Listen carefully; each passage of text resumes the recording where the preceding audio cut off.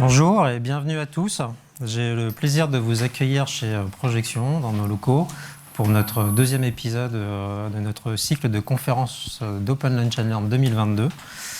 Cette année, les Open Lunch and Learn ont de nouveaux lieux en présentiel. Donc, bienvenue à nos participants physiques et également en distanciel, puisqu'en 2021, nous avons testé le distanciel. Vous avez aimé, on nous avez demandé de le refaire, donc on maintient. Et donc je salue chaleureusement nos participants connectés à distance. Alors, qu'est-ce qu'un Open Lunch and Learn ? Depuis 2017, c'est un moment d'échange, de partage d'une heure et demie environ, donc chez Projection, dans nos locaux, sur le temps d'un midi. C'est l'occasion d'avoir un échange avec des personnes qui sont porteuses de convictions fortes, qui les vivent et qui les incarnent au quotidien dans leur vie professionnelle et personnelle. Depuis quelques années, depuis l'année dernière, pas quelques années, les Open Lunch and Learn sont disponibles en replay sur notre chaîne YouTube. Donc n'hésitez pas à vous abonner et à cliquer sur la petite cloche qui vous permettra d'être informé des nouvelles vidéos mises à disposition. Donc, tout au long de cet événement, nous allons pouvoir interagir avec un module de questions et de vote. Donc, pour les participants à distance, il est en bas à droite de votre écran. Pour les participants en physique, vous avez sur votre chaise un QR code que vous pouvez scanner avec votre smartphone et donc interagir et poser vos questions directement sur le chat. Donc, on verra les questions s'afficher. Et n'hésitez pas, si vous avez envie de parler aussi, de prendre la parole et de demander un micro. D'ailleurs, j'ai une première question pour tous les participants, donc à distance et en présence. Avez-vous déjà participé à un Open Lunch and Learn ? On verra après les résultats de cette première question. Donc, cette année, le fil rouge qui nous accompagne est de rendre nos organisations durables et responsables. Je trouve que c'est une belle ambition. Je ne sais pas ce que vous en pensez, mais en tout cas, c'est une belle ambition. C'est souvent exprimé, mais on peut facilement tomber dans le greenwashing, donc, parce que c'est souvent théorique. On a l'impression que c'est... je suis désolé, j'ai un trou. C'est théorique, ça manque de pragmatisme, et de méthodo et de retour d'expérience. Comment avoir un impact positif sur la société au sein de l'entreprise à travers l'architecture d'entreprise, la supply chain, la formation ou des pratiques managériales. Ce sont des points qui sont à prendre en compte en fait, dans les démarches RSE. Donc, cette année, nous vous proposons d'explorer ce que signifie être ou devenir responsable et durable dans nos organisations, à travers le prisme de nos métiers et expertise. Avant de voir les résultats de la première question, j'ai une autre question à vous poser. Pour vous, c'est quoi la RSE ? Maintenant, on peut regarder les résultats du premier sondage.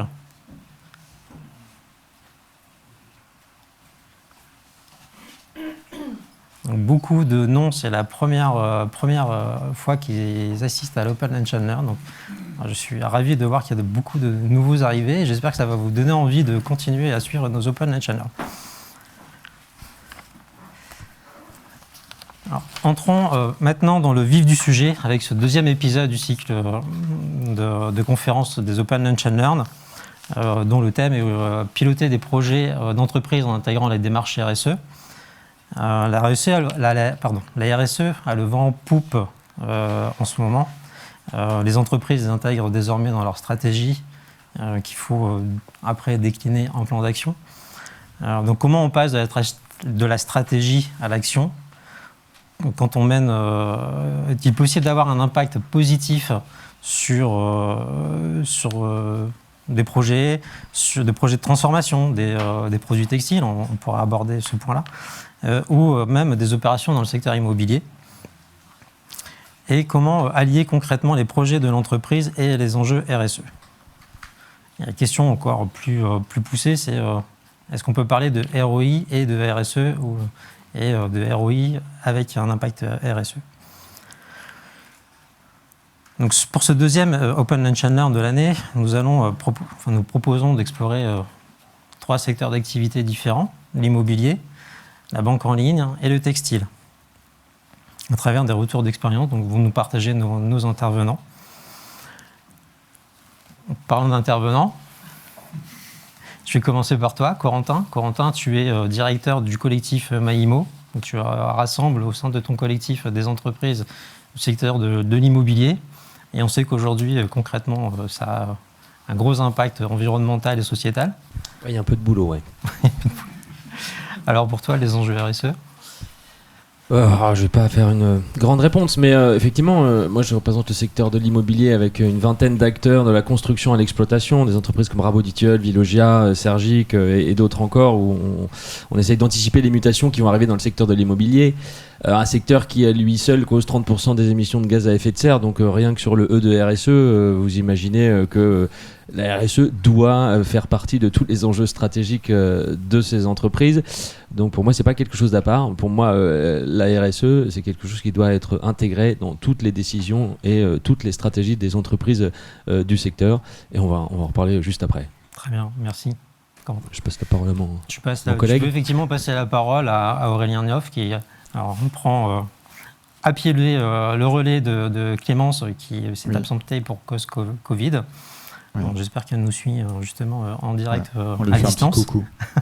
Salut Clémence. Donc toi, tu es responsable de la communication RSE au sein de Jules. C'est ça. Alors chez Jules, donc entreprise textile bien connue, on vend des vêtements pour hommes, comme son nom l'indique. On fait partie donc d'un groupe qui s'appelle Fashion Cube. Fashion Cube qui fait partie d'un autre groupe qui s'appelle l'AFM, l'Association Familiale Mullier. Et donc oui, la question RSE, pour revenir à qu'est-ce que c'est que la RSE pour nous et qu'est-ce qu'on en fait chez Jules, à vrai dire, c'est un chemin en fait qui s'est tracé déjà depuis quelques années dans l'industrie textile globale, puisqu'on a connu des points importants de l'histoire textile. Je parle quand je dis de points importants, des catastrophes. Je pense au Rana Plaza il y a quelques années. Vous avez certainement entendu parler de ce bâtiment qui s'est effondré et qui a fait des dizaines et des dizaines de morts. En fait, c'est des à-coups, des catastrophes qui en fait éveillent des prises de conscience. Et en fait, il y a un chemin qui se trace dans l'industrie textile aussi parce que c'est une des industries les plus polluantes au monde. Ça emploie énormément de gens, ça crée énormément de valeur, mais ça pollue aussi énormément. Alors, on dit que c'est la deuxième industrie la plus polluante au monde après celle du pétrole. Il y a des choses qui se discutent parce qu'en fait les mesures sont extrêmement compliquées parce qu'il y a énormément d'intervenants sur la chaîne de valeur textile. Donc ça on pourra donner quelques exemples par la suite. Donc la RSE chez nous, oui, c'est d'abord une question de réponse aux urgences qui se présentent au niveau de cette industrie-là, et évidemment au niveau mondial, d'un point de vue environnemental, social, parce qu'on a une très très grosse responsabilité à porter à ce niveau-là. Voilà. Merci Aurélien. Et donc Camille Caron, donc leader RSE Group chez Onet. Donc pour toi, la RSE, c'est quoi ? Bonjour à tous. Alors, si vous en êtes d'accord, je préférais parler de développement durable. Et du coup, je veux dire, pour moi, en tout cas, la RSE, c'est d'abord une prise de conscience de sa responsabilité, donc en tant qu'entreprise, une prise de conscience de ces territoires d'impact légitimes où on peut résoudre de la dette et créer de la valeur pour se mettre dans une dynamique de développement durable. Voilà, c'est résolument une façon de faire son métier. Et pour faire ça, selon moi, j'insiste sur cette prise de conscience, de bien connaître son modèle, de savoir où sont ces territoires d'impact positifs ou négatifs. Et tu l'as dit Aurélien, sur le textile, voilà, tu l'as dit. Et puis j'ai bien aimé ce que tu as dit sur c'est juste répondre à une urgence. Je pense que ici, si vous êtes là, c'est qu'on est tous conscients quand même qu'on est au bord de l'extinction d'une civilisation. Donc voilà, il y a clairement une urgence. Merci Camille. Je vous propose de voir le résultat de la question sur Les enjeux RSE, pour vous, c'est quoi? Donc on a...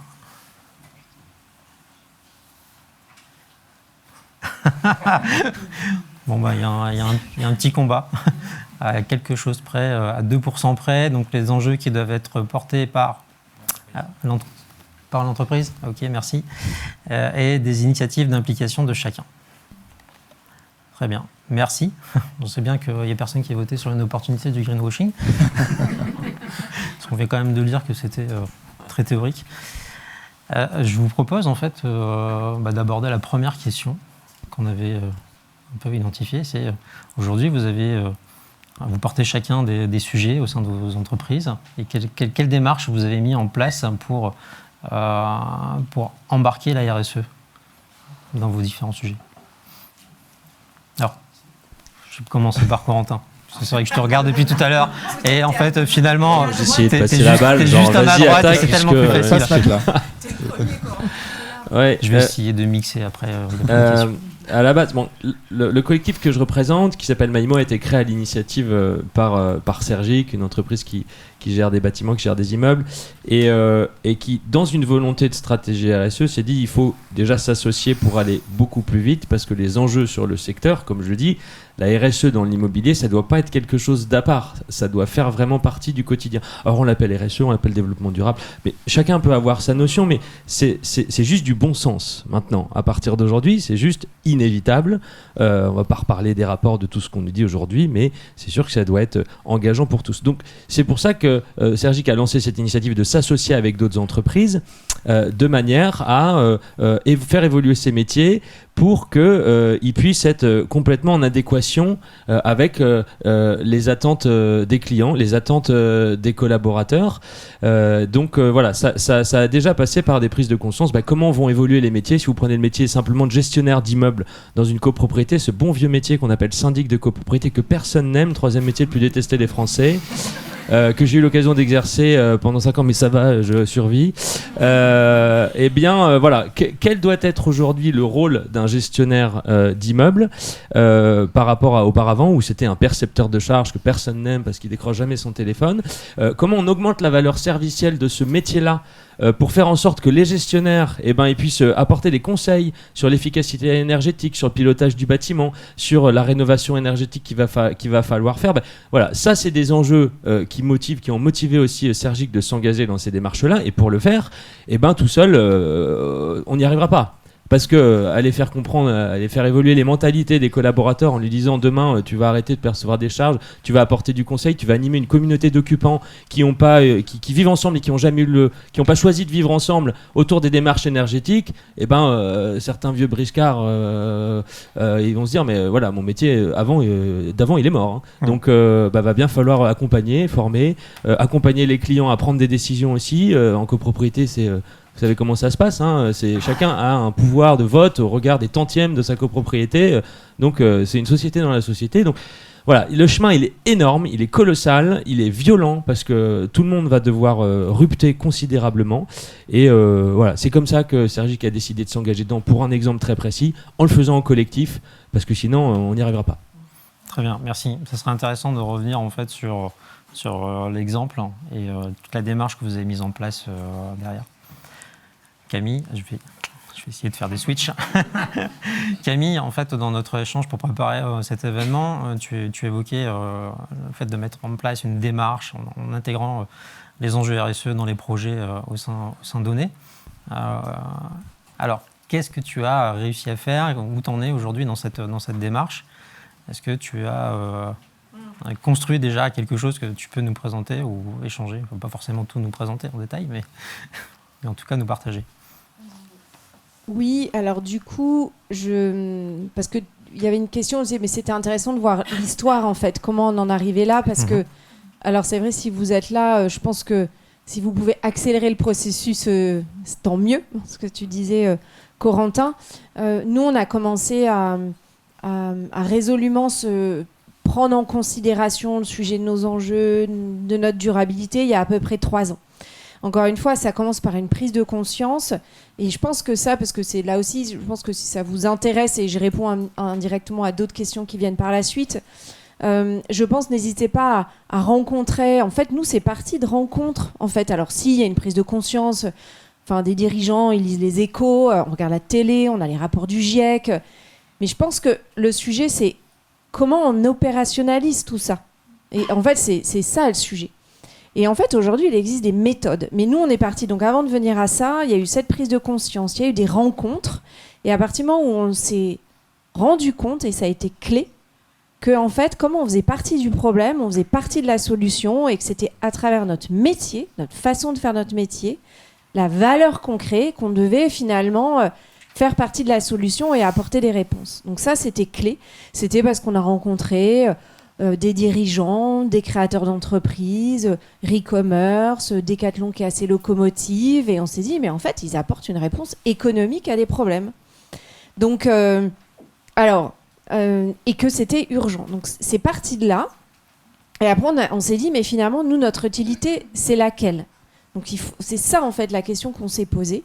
Donc, on a commencé par écrire une raison d'être qui correspond à une utilité. Et puis après, c'est là où arrive la notion de projet. Et du coup, comment je vais me voir progresser et concrètement réussir. Et puis aujourd'hui, on a intérêt à avoir des preuves pour éviter tout greenwashing. Moi, je suis étonnée tous les jours du niveau de connaissance de chacun est capable à challenger ce qu'on peut dire. Et donc voilà, c'est là où on rentre dans ce que vous connaissez sûrement tous mieux que moi, un méta-projet, on a une utilité, et du coup, quels sont les indicateurs de progrès, et du coup, comment tout ça, ça rentre dans toutes les décisions d'entreprise, c'est un critère de décision comme un autre. Et puis en plus, il y a des sous-projets, et ça, on en reparlera, mais voilà, et comment ces décisions, et comment cette raison d'être irrigue aussi nos projets pour qu'ils soient ce que nous on appelle éco-conçus.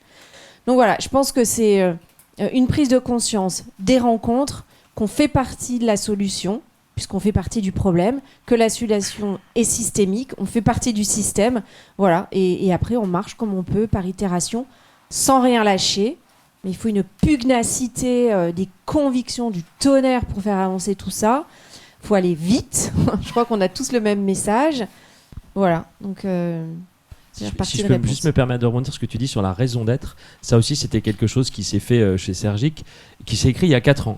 Sergic a créé une raison d'être, faire que les lieux soient générateurs de liens, faciliter la vie en collectif à l'échelle de l'immeuble, de la ville, du quartier, et contribuer à l'épanouissement de chacun pour un monde plus serein.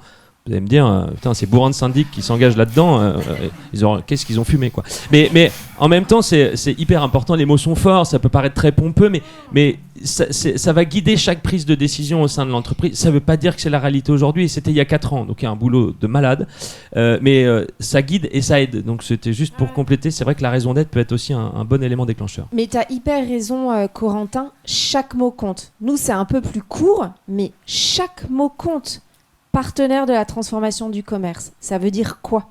Quel commerce ? Clairement, on va accompagner un commerce durable, voire régénératif. Onet donne le pouvoir à chacun d'améliorer son quotidien. Améliorer son quotidien. Là, il y a un S derrière. Et mieux consommer. Le mieux consommer, c'est équilibre budgétaire. Qu'est-ce que je consomme ? Tout ça pour finalement être régénératif, maintenir le vivant, etc. etc. Tu as raison, chaque mot compte, des preuves, des indicateurs, et aller chercher l'impact. Et là, on en reparlera après, donc c'est résolument lié avec son modèle d'affaires.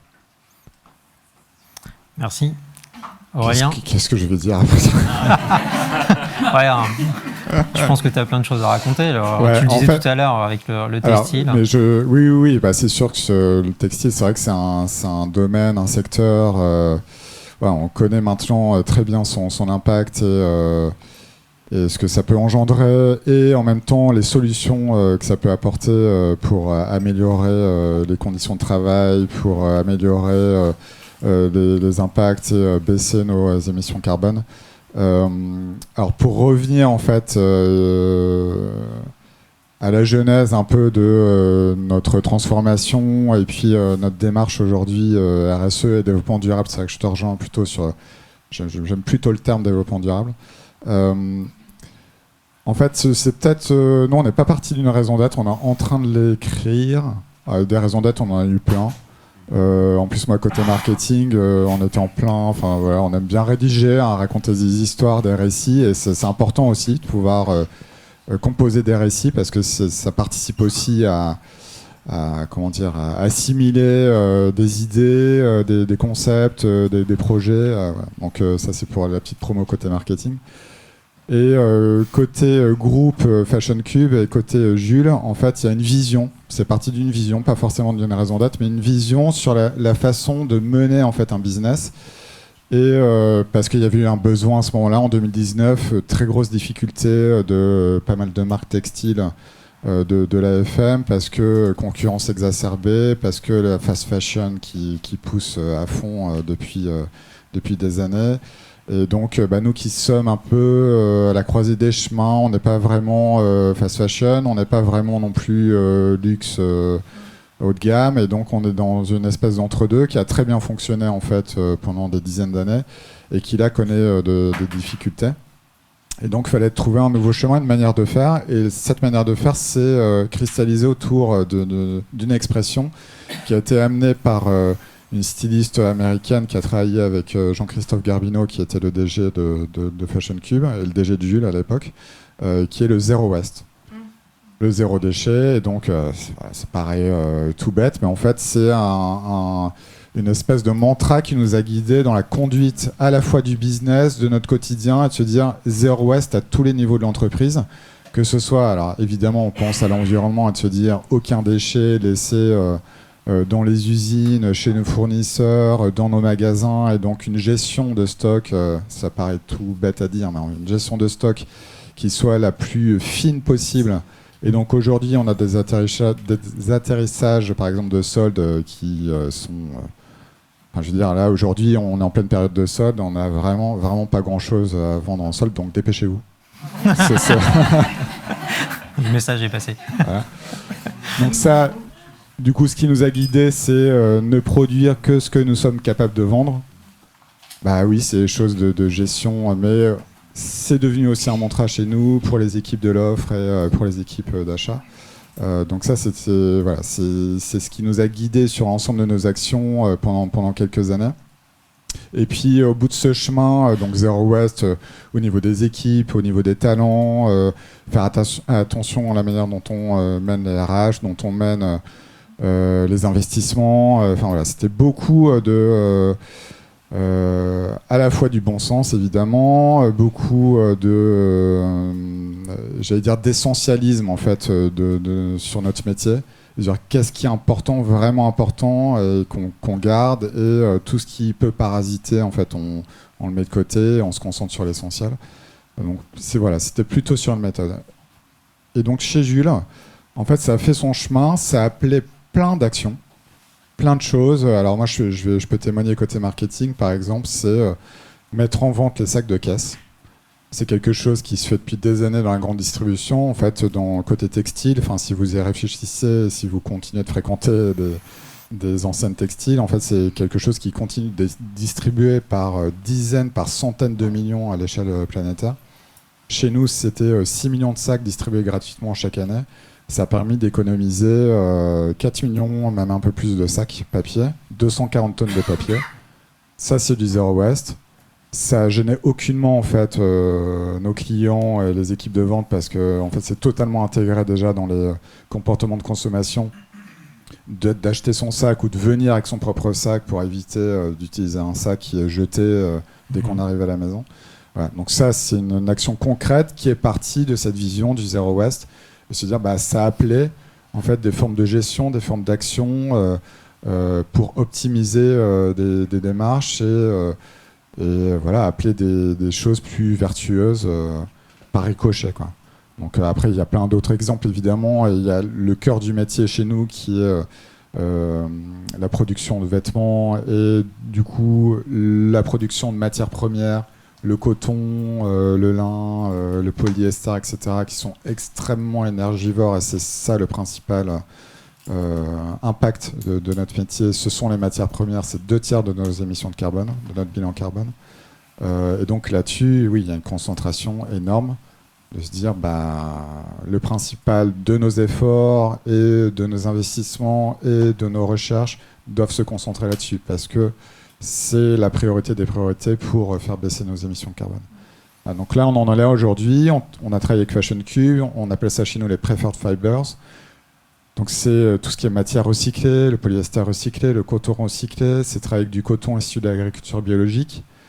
Mais on sait aussi que tous les champs de coton ne sont pas bio, qu'il y a une tension, tout le monde veut acheter du bio, et en fait, c'est un rendement beaucoup moins important que le coton conventionnel.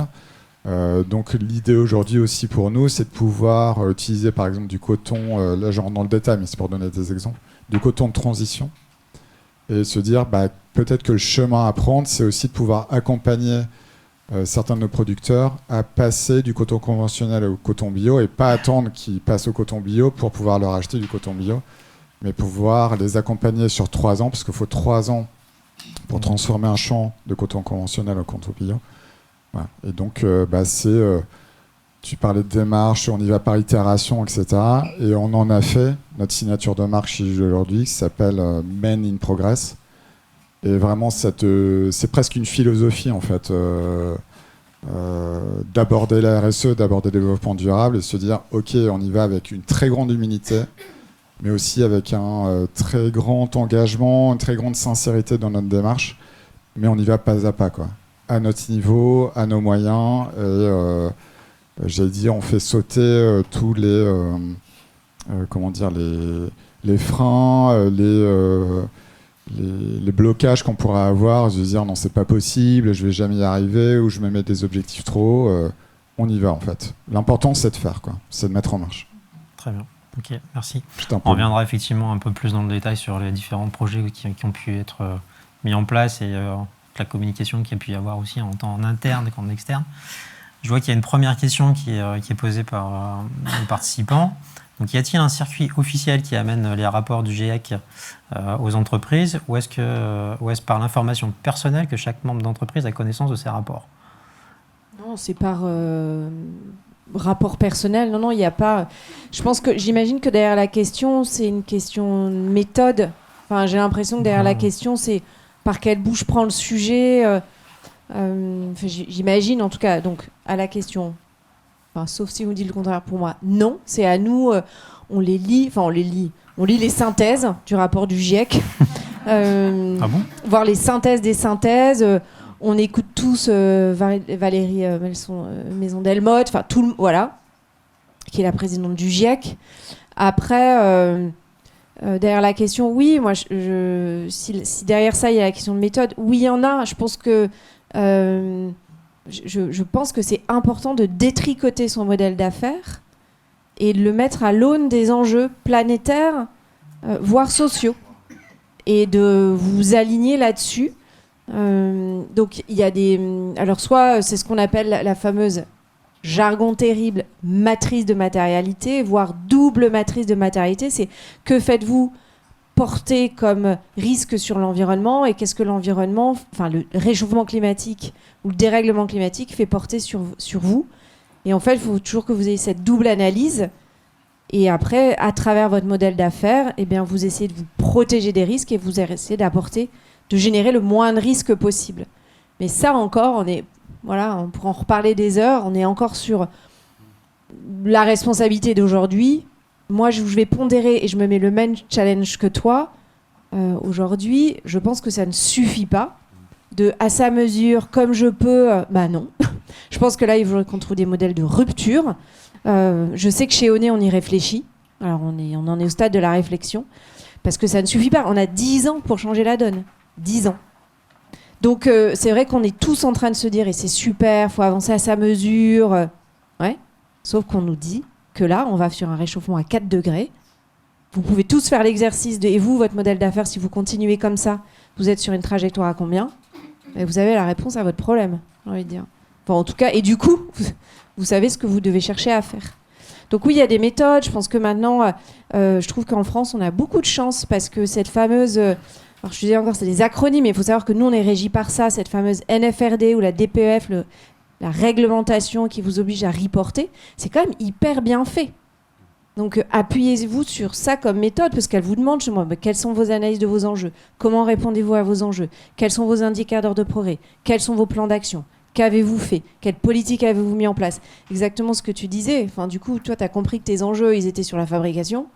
Bon, bah voilà, pouf, tu vas sur la fabrication. Et au passage, bravo pour les soldes. Quand même, parce que je trouve que c'est le sujet, hein, quand même. Enfin, parce que là, il ne faut pas avoir peur. Vous voyez tout ce qui tourne quand même sur la place en ce moment. Et d'ailleurs, nous, on est en train de le regarder. C'est que le mieux, ça ne suffit pas. Il faut aller vers le moins. Et donc, on est en train de dire tous ces modèles de Vinted, voilà, qui finalement, ça nous déculpabilise parce qu'on achète. Ben, c'est pas grave, après, je revends sur Vinted. Voilà, il faut qu'on commence à oser de parler de sobriété. Il y a des trucs aussi, il y a des méthodes ou des outils, peut-être qu'il y en a plein qui l'ont fait dans la salle, des formations urgence climatique, de fresques du climat, et qui se poursuivent avec des fresques de la renaissance écologique. Mais faites-le tous. Dites à vos patrons, au comité de direction, aux députés. Là c'est indispensable. Alors c'est sûr que la fresque du climat à la fin de la matinée, pour ceux qui l'ont vécu, ça fait mal. Coup, hein. Ouais. Tu prends cher, mais l'après-midi est là justement pour trouver des solutions. Et tu vois qu'en intelligence collective, il y a plein de solutions qui existent. Et puis ça engage tout le monde. Et dès qu'il y en a qui se font former à la fresque du climat, après, ils ont envie de le partager, de donner. Donc voilà, ça c'est indispensable aussi parce que ça va répondre aux enjeux sociétaux. Et le E est peut-être le plus important aujourd'hui. Mais tu as raison, Corentin. Nous, parce qu'on est là plutôt pour donner en tout cas ce que nous, on a observé. T'as hyper raison, je trouve, de dire qu'il faut faire les fresques du climat, il faut passer par cette sensibilisation parce qu'il y a encore des personnes qui ont des doutes. Voilà. Mais aussi, c'est un sujet résolument stratégique. À un moment, et vu la puissance, on n'a pas le temps d'aller chercher les 20% de collaborateurs qui vont créer la vague, quoi. C'est le comité de direction qui doit être farouchement convaincu que c'est à travers sa façon de faire. Alors, faites-lui faire d'abord la fresque du climat. T'as raison sur Renaissance écologique. Et c'est un sujet de modèle d'affaires. C'est un sujet résolument stratégique. Donc, voilà. Donc, faites les deux. Là, maintenant, il faut passer en mode accéléré. Faites les deux. Voilà. Puis aussi, c'est des trucs qu'on devait dire à la fin, mais on s'en fout, on est là pour échanger un peu. Tout à fait, alors là c'est libre. On est en train de déconstruire le truc. Je spoil le truc, mais. On transforme le modèle. Ouais. On transforme, non, et puis, c'est le moment. C'est surtout, c'est aussi donner la parole aux collaborateurs. Si vous êtes patron, mais donnez-leur l'opportunité de faire. Je dis pas parce qu'il est là dans la salle, Thomas Desbonnets qui est chez Sergic, qui a toujours milité pour cette cause-là, qui est diplômé en agroécologie, qui est shifter également, qui a dit un jour, moi j'aimerais bien proposer le midi des ateliers aux collègues de do it yourself, de fabrication de dentifrice. Du coup, ouais, vas-y carrément. Et puis même si tu peux en prendre un peu sur ton temps de travail, ça a du sens, quoi. Donc ça va engager aussi les collaborateurs dans ces réflexions parce que ça va avoir un impact sur leur métier. Donc ça aussi, il faut libérer, bien sûr, il faut décloisonner, ça c'est vital, c'est indispensable entre entreprises, mais au sein de l'entreprise, il faut péter la hiérarchie. Enfin, il ne faut pas non plus faire n'importe quoi, je suis d'accord, mais les petits chefs, moi j'ai connu avant, quand j'étais chez Sergic, quand je suis rentré, maintenant tu es directeur d'agence, tu dois vous voyer tout le monde, j'étais cravaté comme un notaire aujourd'hui, c'est peut-être la seule profession qui reste encore en cravate, il n'y en a pas dans la salle j'espère, mais heureusement qu'ils sont là. Et voilà, il y a encore des résurgences dans nos modèles, dans nos entreprises, un peu à l'ancienne, donc il faut bousculer un peu, et c'est ça qui nous sauvera, hein. Donc c'est peut-être un peu militantisme, mais il faut y aller, quoi. T'as raison. Et puis alors moi j'aime bien ton terme militant parce que je suis persuadée que les entreprises qui sont durables demain, ce sont les entreprises militantes. Il y a 5 ans, je disais à la Redoute, il faut être concerné. Maintenant, je dis non, il faut être militant. Et tu as complètement raison. Je pense aussi, on voit la bascule, c'est quand vous intégrez résolument dans la façon de faire. Tu l'as dit pleinement, Aurélien, mais dans les objectifs. Enfin, on reste des humains malgré tout. Donc on a besoin aussi de cette carotte-là, de s'assurer. Le fait que ce soit mis dans les objectifs, ça confirme que ça fait partie du projet stratégique. Nous, maintenant, on avait un principe de rémunération variable collective dans lequel tout le monde avait un objectif RSE. Maintenant, on a fait en sorte qu'une certaine métier clé, c'est vraiment un objectif qui fait partie de leur rémunération. Ça, c'est essentiel. Et ça, vous commencez à créer la bascule. À partir du moment où c'est dans votre raison d'être, qui doit être orientée sociétale, parce que pour avoir une raison d'être qui n'est pas orientée utilité, à partir du moment où vous avez des indicateurs de performance, où c'est clairement, ça fait partie de la mission. Enfin, un acheteur, c'est le métier le plus symbolique. de la façon d'acheter, qui doit forcément acheter durablement. Voilà. Et ça, je pense que c'est des petits conseils, peut-être suggestions qu'on peut vous pousser si vous en êtes d'accord. Il faut intégrer dans la façon de faire, intégrer dans les décisions. C'est un guide, ça vous aide à bien choisir pour bien faire votre métier, pour créer de la valeur. Donc voilà ce que je voulais je voulais rebondir sur ce que tu disais, parce que j'aimais beaucoup ton terme militant, Corentin. Je rebondis sur mission parce que... Faites-vous plaisir. Hein. Non, ça va, tu... Ça je rebondis sur mission parce que du coup j'ai pas raconté la suite de Jules là, et puis ça va très vite prendre, mais bon allez, je le dis même si c'est en train de se faire. En fait, on est en train de monter le dossier d'entreprise à mission. Je pense que c'est assez la suite logique de ce qu'on a pu vivre là depuis 3 ans avec le Zero Waste, avec toutes les actions qu'on a pu entreprendre côté offre, côté marketing, côté social de l'entreprise et évidemment côté des magasins. C'est évidemment parce que c'est porté par un dirigeant, par un comité de direction et que c'est insufflé dans l'ensemble de l'entreprise que en fait c'est un chemin assez naturel finalement d'en venir à ça. J'ai l'impression qu'on prend toujours un peu le truc à l'envers chez nous, mais en fait je pense que c'est plutôt aussi une bonne manière de faire, c'est-à-dire que on commence à intégrer des petites choses dans nos actions du quotidien, dans notre run, de dire ok, je gère d'une manière un peu différente, un peu décalée, et puis petit à petit en fait ça crée des boules de neige qui deviennent de plus en plus énormes. Et ça débouche demain entreprise à mission Jules, ça débouche sur un label B Corp, ça débouche sur une DPF de 150 pages parce que d'un coup on récupère plein d'indicateurs, plein de données qui nous aident de mieux en mieux à piloter. En fait c'est vachement performatif quoi, ce genre de truc. C'est parce qu'on récupère de la donnée qu'en fait ça nous aide à développer de nouveaux critères, de nouveaux KPI, de nouveaux objectifs, et en fait c'est hyper aidant quoi. Donc c'est vrai qu'il y a beaucoup à faire, et enfin là je fais juste une petite aparté perso. Moi j'habite à Roubaix, et Roubaix, vous le savez peut-être, sont dans une démarche zéro déchet déjà depuis 7 ans maintenant. Et donc ils invitent leurs administrés, les familles, à participer à un défi zéro déchet. Et donc au début on était, je crois qu'on devait être 20-30 foyers à y participer. Évidemment on était déjà un peu convaincus de la démarche. Et en fait ça a vraiment fait boule de neige là, pour le coup. Et c'est parce que, aussi, je pense, ça a vraiment joué, je pense, d'un point de vue perso. Parce que j'ai vécu au quotidien, en fait, ce truc tout bête de réduire ses déchets à la maison et me rendre compte par moi-même que ça avait un impact, mais ça pouvait avoir un impact très vite sur ce que je pouvais jeter en termes de kilos, parce qu'on s'amuse à peser nos déchets chaque semaine, on rentre ça sur un site dédié, on voit nos courbes qui descendent de semaine en semaine, on voit notre frigo qui désemplit de semaine après semaine. Aujourd'hui à la maison, on a un tout petit frigo d'étudiants, on est 4 personnes à la maison. Ouais. Donc on se dit, ah ouais, en fait on fait des économies, à mieux consommer, à consommer plus raisonnablement, plus sobrement.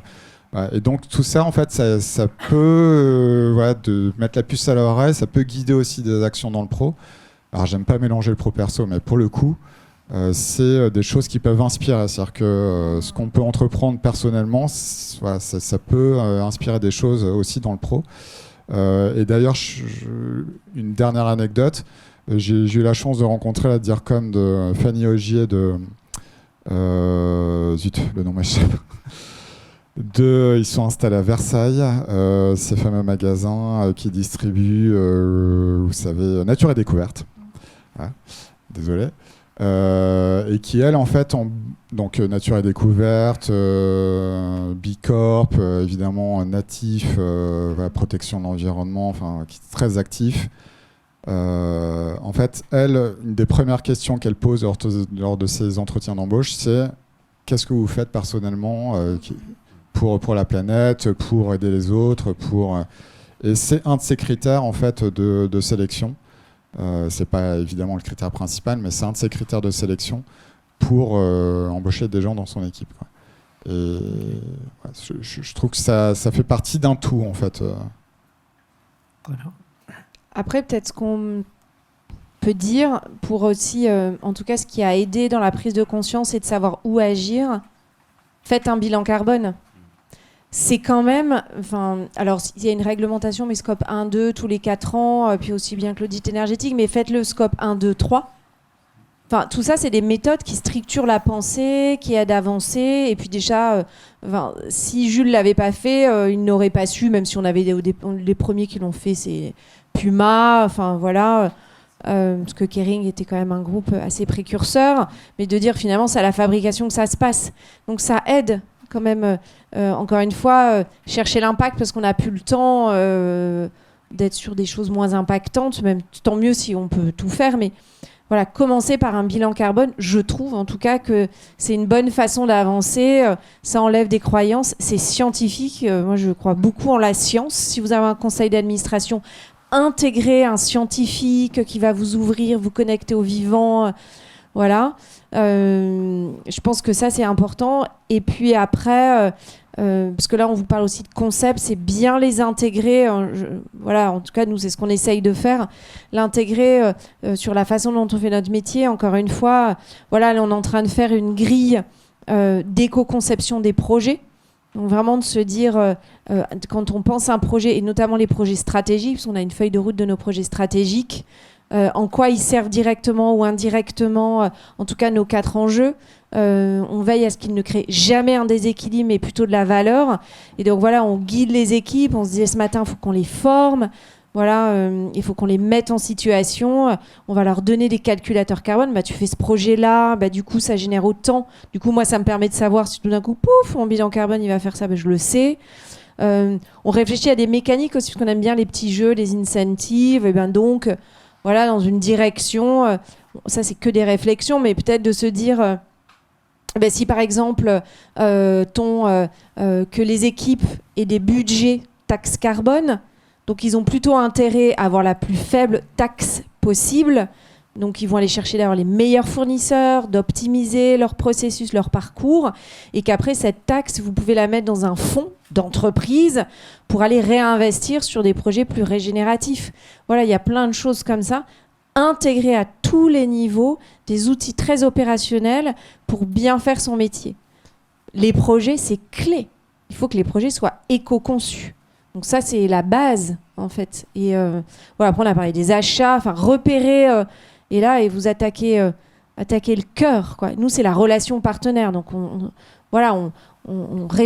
sait que c'est là que l'enjeu se passe.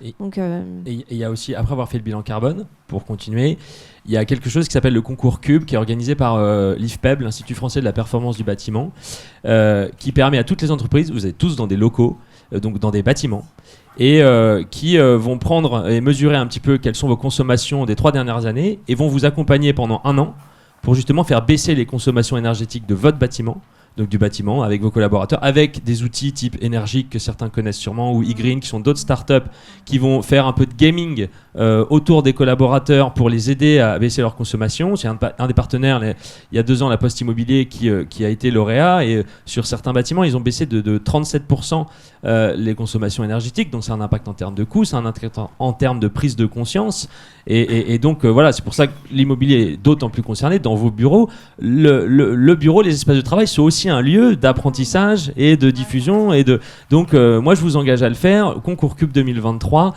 spécial dans la région de France. On n'est pas du tout actionnaire de l'IFPEB, mais je trouve que l'initiative est formidable, et toutes les entreprises de Maïmo vont le faire également pour montrer l'exemple, quoi, parce que si après derrière c'est juste des paroles, mais là c'est de l'action concrète qui vont avoir un impact à la fois sur les consommations, sur les coûts et sur les collaborateurs surtout aussi, quoi. Et il y en a plein qui demandent que ça. C'est aussi une forme d'attractivité et de marque employeur. Je pense que les entreprises s'engagent aussi dans ces démarches. Je pense qu'il y a des tas de collaborateurs qui demain n'iront pas dans les entreprises.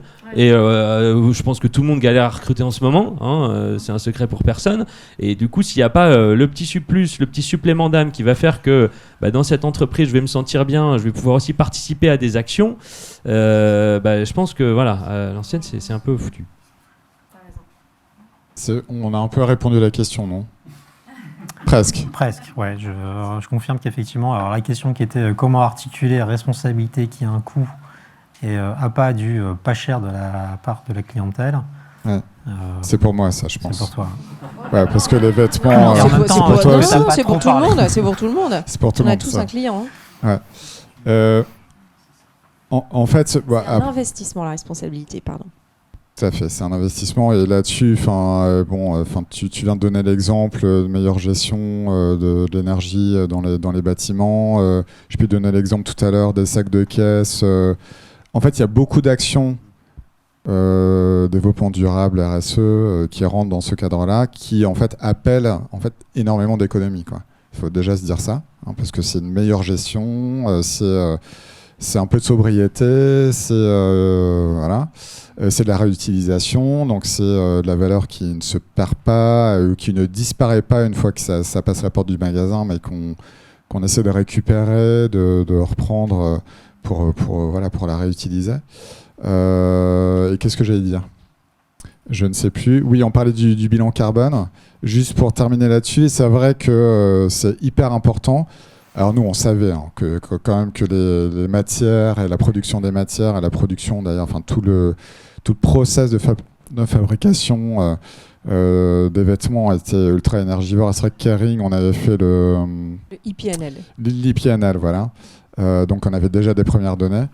Mais le bilan carbone, nous a ouvert vraiment les yeux sur un truc. C'est pour ça que c'est super important de le faire. C'est en fait, il y a quasi un tiers de nos émissions de carbone qui sont dues à l'entretien du vêtement. Ça rentre aussi du coup dans notre scope d'émissions de carbone. Et là, en fait, notre responsabilité, donc la façon dont vous entretenez vos vêtements, dont vous les lavez, repassez, etc., en fait, vous consommez de l'énergie pour les entretenir, ça, c'est un impact énorme qui revient chez nous. Donc s'il vous plaît, le jean, vous le lavez qu'une fois par mois. En plus, il durera plus longtemps, donc vous n'aurez pas à en racheter. Voilà. Donc on joue aussi sur la durabilité des produits. Et là-dessus, du coup, notre responsabilité, c'est d'acculturer, de déjà délivrer l'information. Et il y a un gros boulot du coup de notre côté marketing communication pour informer, pour sensibiliser, et aussi informer du gain qu'on peut avoir à entretenir son vêtement de manière plus responsable, plus respectueuse, parce qu'on fait des économies d'eau, d'énergie, parce qu'on garde plus longtemps ses vêtements. Voilà, donc il y a beaucoup de choses vertueuses en fait, et c'est pas forcément. Il y a des choses qui ont des coûts. Les matières premières recyclées, bio, ça coûte beaucoup plus cher. Mais sur le vêtement, par exemple, on a perdu beaucoup de valeur. C'est-à-dire qu'aujourd'hui, on ne mesure plus du tout la valeur que ça a, un vêtement. Même encore aujourd'hui, si vous connaissez Shein, cette fameuse marque-là, c'est une catastrophe totale. On peut 25% des émissions des ados. Des adolescentes françaises, ouais, c'est un truc de dingue. Donc on a besoin en fait de retrouver la bonne valeur, quoi. Qu'est-ce que c'est que le prix juste en fait d'un vêtement? Et pour ça, en fait, on a besoin de traçabilité, de transparence totale par rapport à nos fournisseurs, nos clients, nos partenaires, pour acculturer de nouveau la valeur des choses, quoi. Pourquoi moi, personnellement, encore toujours pareil, je peux pas parler d'investissement parce que sinon, vous allez le retrouver dans vos impôts. Non, mais tout simplement parce que de toute façon, entretenir ou autrement. Le Covid, ce n'est ni plus ni moins qu'une zoonose parce qu'on a été trop loin dans le bouleversement de la biodiversité. Donc, évidemment, on le paye. Donc, c'est pour ça que je préfère parler d'un investissement pour le développement durable d'une planète. Effectivement, acheter du coton biologique. Sinon, vous avez déjà vu les mains d'une femme qui ramasse du coton conventionnel ? Elle a les mains pourries, elle a les mains abîmées. Mais du coup, ça joue sur la santé, et donc ça a un coût, la santé. Donc, je sais pas, donc du coup, c'est pour ça que moi, personnellement, je préfère parler d'investissement. Et tu as hyper raison. Selon moi, toujours pareil, dans ce que tu dis, il y a un sujet quand même, à un moment, il va falloir qu'on éduque sur le vrai prix des choses. À un moment, être transparent, sur dire, oui, un jean, on n'a pas besoin de le laver, on n'a pas besoin de le changer. Mais ça, c'est culturel. Vous avez tous lu le bug du cerveau humain. C'est-à-dire qu'à un moment, on n'est pas du tout capé pour ça, quoi. Le plaisir passe par le changement. Donc du coup, et je vois que l'ADEME, c'est pas compliqué parce qu'il y en a des campagnes de pub pour consommer autrement. Et finalement, le changement, il se fait difficilement. Donc moi, en tout cas, je crois profondément à l'offre. Vraiment, c'est ça qui va créer le changement. Il suffit pas de dire consomme mieux, mais si finalement on continue à avoir que des chaînes, c'est un peu compliqué. Donc bravo. En tout cas, je trouve bravo pour ce que vous faites. Il faut communiquer sur le juste prix et puis il faut que ça se passe, quoi. Mais encore une fois, on n'a pas le temps tellement d'attendre, donc il faut, tous, on n'a personne à la solution. Il va falloir qu'on crée, j'insiste, avec ces modèles de rupture, quoi. À mon avis, ça va passer par de la régulation. Enfin, à un moment, j'ai du mal à voir les choses autrement. Mais c'est une approche très personnelle. Donc je pense que pour l'histoire du prix, c'est investir dans un avenir, un développement durable. Sinon, on le retrouvera dans des impôts. Donc pour moi, ça revient au même. Et à un moment, il y a un sujet de rappeler la valeur du prix de ce que j'achète. Mais je trouve que ça se passe quand même. Il y a de plus en plus de création sur commande. Voilà, les gens sont prêts à attendre. Donc il y a des choses qui se passent. C'est vrai que ça se passe un peu plus vite, quoi, quand même. Et donc, qui va un jour oser parler de sobriété aussi, quand même. Qui est l'enseigne? Moi, je me rappelle aussi à la Redoute, on s'attendait tous. Qui est le premier qui va commencer à dire finalement, je ne fabrique pas pour prévoir les soldes. Qui est le premier? Parce que derrière, il y a un modèle d'affaires chez Vente Privée et Showroom.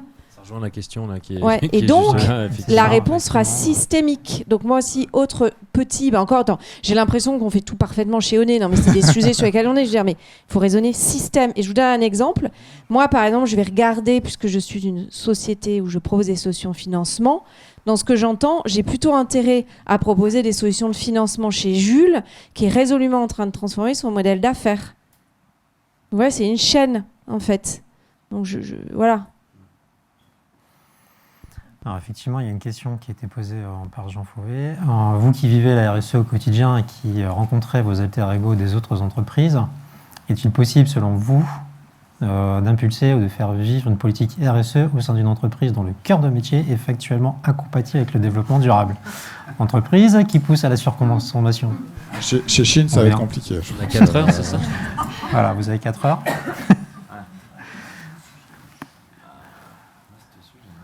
Non, mais je pense que la question, elle est pour moi.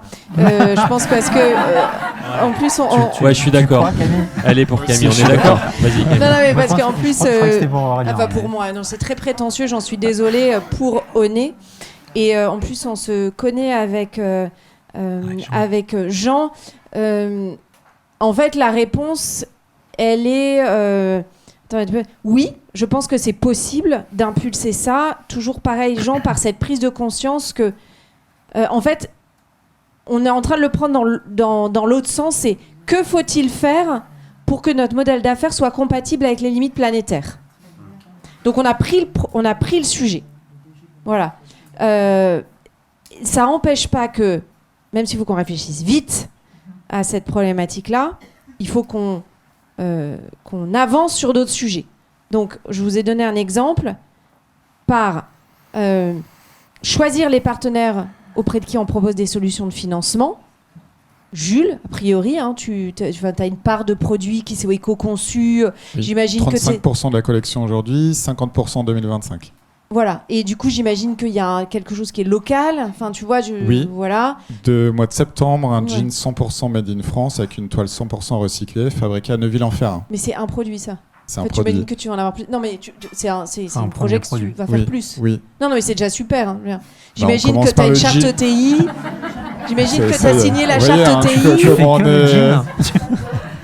Mais voilà, tu devrais aller plus vite. Que tu as un droit de vigilance. Non, mais nous aussi, c'est pour tout le monde pareil. Voilà. Donc c'est ça aussi, c'est en attendant. Non, mais attends, je suis en train de dire vraiment bravo. Et nous, on a tous. J'espère vraiment. Voilà, donc prenez. Elle est très intelligente la question. J'en prenais là dans ce sens-là. Quand vous dites les modèles d'affaires, c'est qu'est-ce que je dois faire pour aligner mon modèle d'affaires pour qu'il soit compatible avec les limites planétaires. Vous ne pourrez faire ça que si vous avez fait un bilan carbone et que vous avez introspecté votre modèle d'affaires. Et en attendant, parce que ça, c'est changer un moteur. Il y a quand même des choses qu'on peut faire. Donc voilà, nous c'est dans la relation partenaire puisqu'on finance la consommation. C'est aussi on est une banque digitale. Ça va répondre à ta question, quels sont nos enjeux. Ça veut dire que comme toi, comment je vais pas être celui qui contribue à ce que ça pèse plus lourd que l'aérien? Il y en a parce qu'on est en train de viser plutôt 10 avec la 5G, des poids des émissions. Voilà, on a un sujet d'employabilité.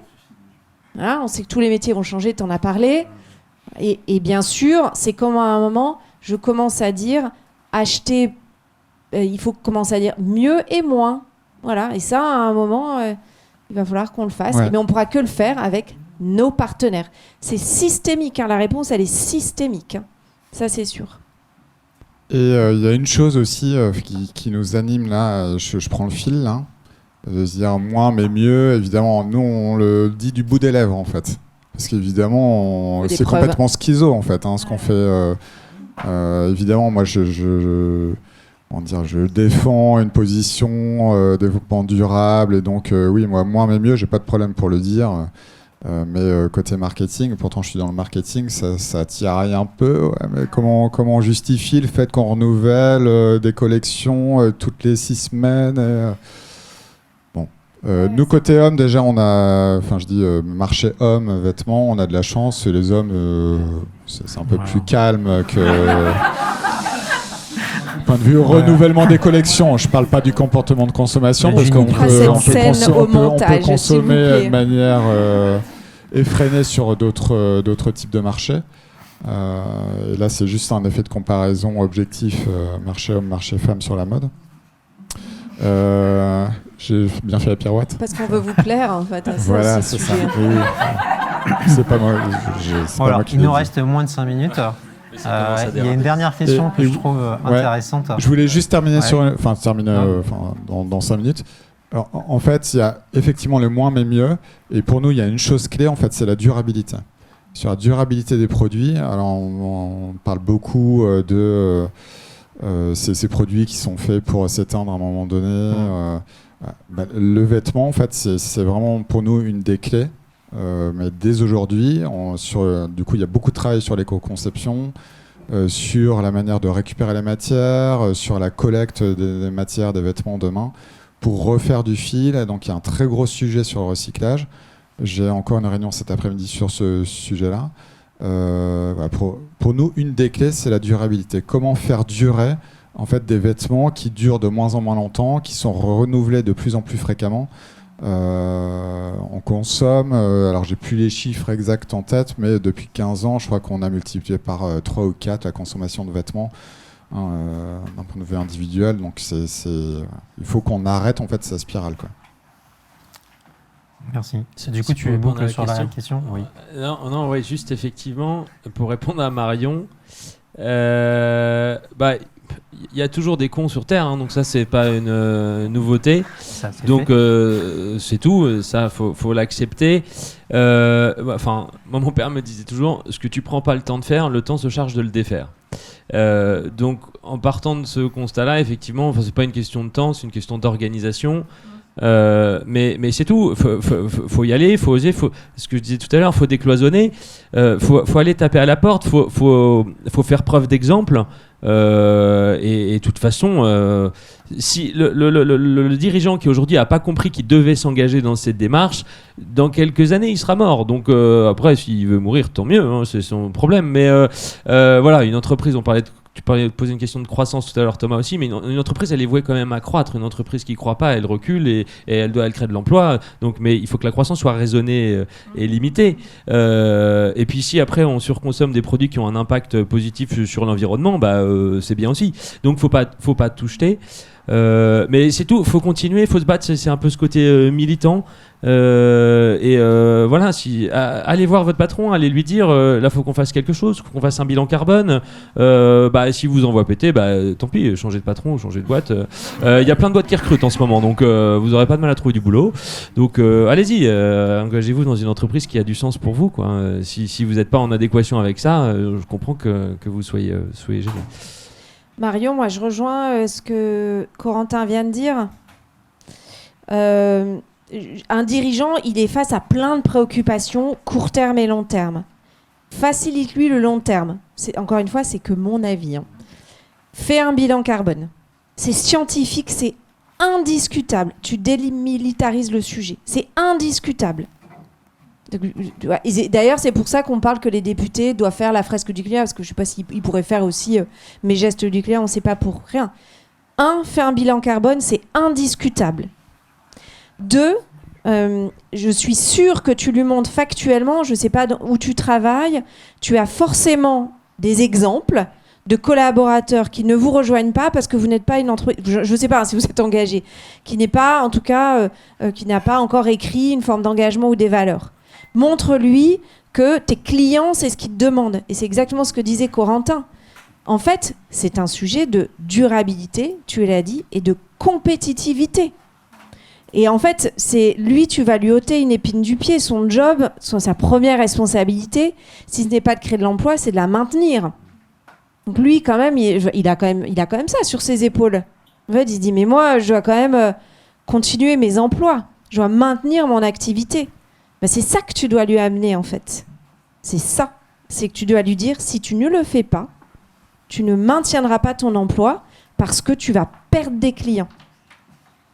C'est juste du bon sens, en fait. Ouais. C'est juste du bon sens. Et faire moi, en je sorte crois... que les collaborateurs soient Mais... épanouis dans l'entreprise et donc du coup ils vont être aussi efficaces et faire en sorte que les clients soient satisfaits et ça fait partie des attentes des clients et des collaborateurs, donc on n'invente rien. Exactement, sinon tu recruteras pas. Ouais. Et juste sur comment convaincre, en fait, moi il y a un truc que je retiens beaucoup lu Edgar Morin, et notamment parce que c'est un sujet complexe.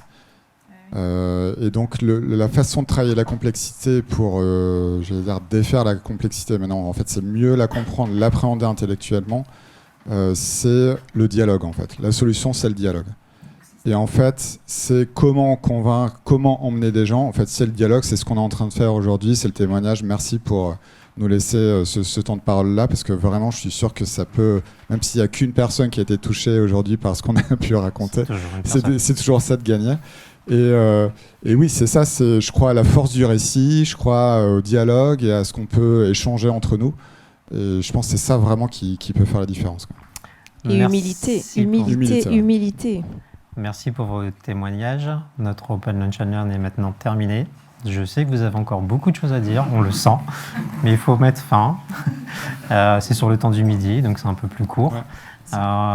Merci à nos participants à distance. Vous avez la possibilité de nous faire un feedback via Feedger. Donc, faites-nous votre retour sur cet événement. Et merci en tout cas de votre participation. Merci aux participants qui étaient physiquement présents. Vous avez également la possibilité de faire un retour sur Feedger. Et je vous invite à poursuivre avec nos intervenants autour d'un déjeuner qui est prévu de l'autre côté.